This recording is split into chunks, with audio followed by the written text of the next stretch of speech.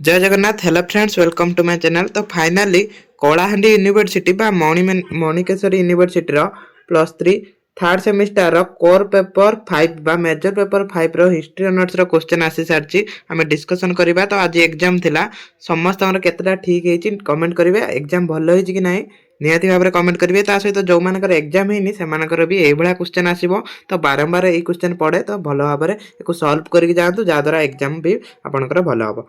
देखो सिलेक्शन आम जो देते से क्वेश्चन आसटा भी मुझे देखी, तो वीडियो को लास्ट जाए देखो, यही सब पढ़े बारंबार।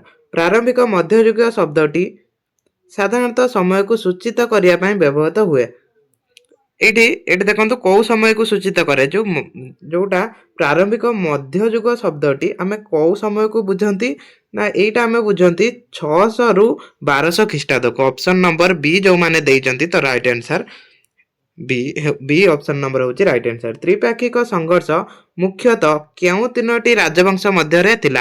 एटा मोस्ट इंपोर्टेंट क्वेश्चन, एटा पड़े या लॉन्ग क्वेश्चन भी आसे, दिमारिका भी आसे। तो ये ऑप्शन नंबर बी हो बा ख हो राइट आंसर। खुजरा प्रतिहार पाल एवं राष्ट्रकूट गुर्जर है, सॉरी मु खुजर कह दीचे, एटा गुर्जर गुर्जर गुर्जरा प्रतिहार पाल राष्ट्रकूट ये तीनटा को मध्य होता त्रिपाक्षिक संघर्ष।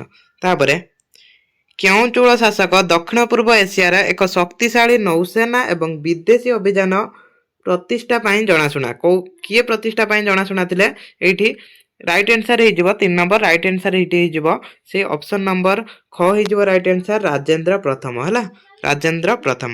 तापरे सिंधु उपर आरब विजय क्यों आरब सेनापति नेतृत्व में होता? से समय जो आरब सेनापति किए थे, जो समय कि सिंधु को से आक्रमण करते आ सिंधु को विजय करते आरब सेना थे मोहम्मद बिन कासिम थे, है Mohammad bin Qasim. Most important question, very very important question.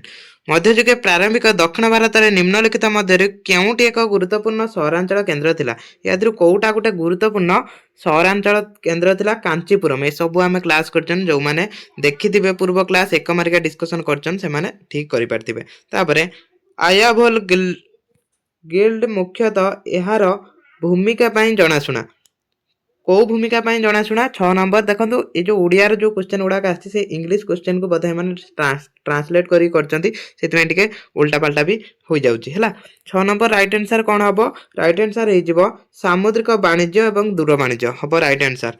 तापर 7 नंबर 1100 शताब्दी भारत परिदर्शन करथिबा आल्बेरुनी क्यों देशर विद्वान थे? Very very important question. Alberuni विषय में आम बहुत गुड़िया 2 मार्किया 5 मार्किया 8 मार्किया डिस्कशन करिसेंती बहुत गुड़िया क्लास रे, तो जो मैंने देखिथिबे से माने ठीक करि पारथिबे कौ देश रे आल्बेरुनी अरब देश रे थिले हैला।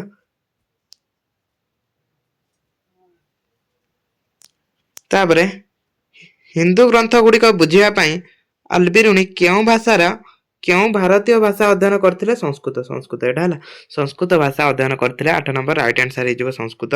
तापरे ओडिशा क्यों मंदिर को ओडिशा स्थापत्यर मणि कहा जाए? कौ मंदिरटा को कहा जाय थाए? एठी 9 नंबर राइट आंसर हो ऑप्शन नंबर ग, जोटा मुक्तेश्वर मंदिर, मुक्तेश्वर मंदिर को। तापरे आल्बर माने क्यों देवता प्रति समर्पित थिले? आल्बर माने कहा को पूजा करथिले? एटा एक मार्किया जतल डिस्कशन हेतला मु कहिथिनी, एटा विष्णु विष्णु को पूजा करथिले से माने। तापरे एठी आस्तिला जति सब 2 मार्किया क्वेश्चन आस्तिला, 2 मार्किया क्वेश्चन 9टा आसीबो, 9टा रु 9टा करिया पड़िबो, जहार मूल्य रहइबो टोटाल 18 मार्क रहिबो। जे सब जांग ठीक करछन तो 18 मार्क रहिबो। एठी देखंतु एटा प्रारंभिक मध्ययुग भारत इतिहास अध्ययन पई व्यवहृत मुख्य प्रकार उत्स कोन? एटा आमे 2 मार्किया देइथिले। राजपूत माने किए थिले? सिंधु ऊपर आरब विजय किए नेतृत्व नेइथिले एवं यहा केउ वर्ष होइतिला? देखंतु एगुडा को आरथर पई एटा प्रीवियस ईयर क्वेश्चन रहिला हला, आरथर पई एटा प्रीवियस ईयर क्वेश्चन रहिला। एई बडा सब क्वेश्चन आछी। देखंतु पुराण गुडी को कोन? पुराण गुडी कोन? पुराण विषय रे आमे डिस्कशन करैचंती। आम सिलेक्शन क्वेश्चन भी आछे। देखो जो मानकर एग्जाम हेई नाही से माने एबे भी क्लास गुडी करंतु, अपलोड अच्छी से क्लास गुडी को से क्लास गुडी करी जाके एग्जाम रे भी भलो करि परिबे। आल्बेरुनी किए थिले?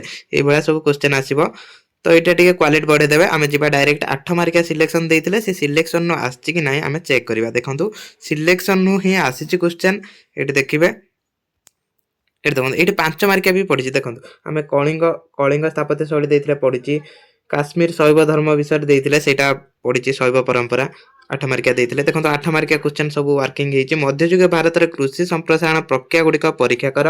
ଏହି ଏହି ପ୍ରସାର ବନବାସୀ କୃଷକ ଜମିଦାର ଉପରେ କିପରି ପ୍ରଭାବ ପକାଇଥିଲା, ଏ ସବୁ ସିଲେକ୍ସନ୍ ଦିଆହେଇଥିଲା, ଯାଇକି ଚେକ୍ କରିନେବେ। ମଧ୍ୟଯୁଗୀୟ ପ୍ରାରମ୍ଭିକ ବଜ୍ରଯାନ ବୌଦ୍ଧ ଧର୍ମର ବୈଶିଷ୍ଟ୍ୟ ଓ ଏହା ବିକାଶ ମୂଲ୍ୟାଙ୍କନ କର। ଆମେ ବଜ୍ରଯାନ ବୌଦ୍ଧ ପରମ୍ପରା ଉପରେ ଦେଇଥିଲେ କ୍ୱେଶ୍ଚନ୍ ଆସିଛି। ତାପରେ କଳିଙ୍ଗ ମନ୍ଦିର ସ୍ଥାପତ୍ୟ ଉପରେ ଏକ ପ୍ରବନ୍ଧ ଲେଖ। ଏଇ କଳିଙ୍ଗ ମନ୍ଦିର ସ୍ଥାପତ୍ୟ ବିଷୟରେ ଆମେ ଗୋଟେ କ୍ୱେଶ୍ଚନ୍ ଦେଇଥିଲେ, ଲଙ୍ଗ କ୍ୱେଶ୍ଚନ୍, ଏଟା ବି ବାଜିଛି। କାଶ୍ମୀରର ଶୈବ ଧର୍ମ ବିଶେଷ ସନ୍ଦର୍ଭ ସହିତ ତାନ୍ତ୍ରିକ ଶୈବ ଏବଂ ଶକ୍ତ ପରମ୍ପରା ମୁଖ୍ୟ ବୈଶିଷ୍ଟ୍ୟ ଗୁଡ଼ିକ ପରୀକ୍ଷା କର।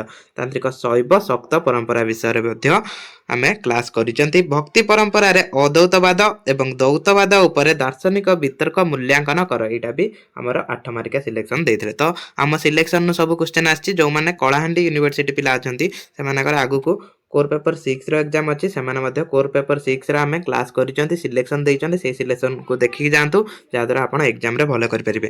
ତ ଭିଡ଼ିଓକୁ ଏଇଠି ରଖିବା। ଜୟ ଜଗନ୍ନାଥ।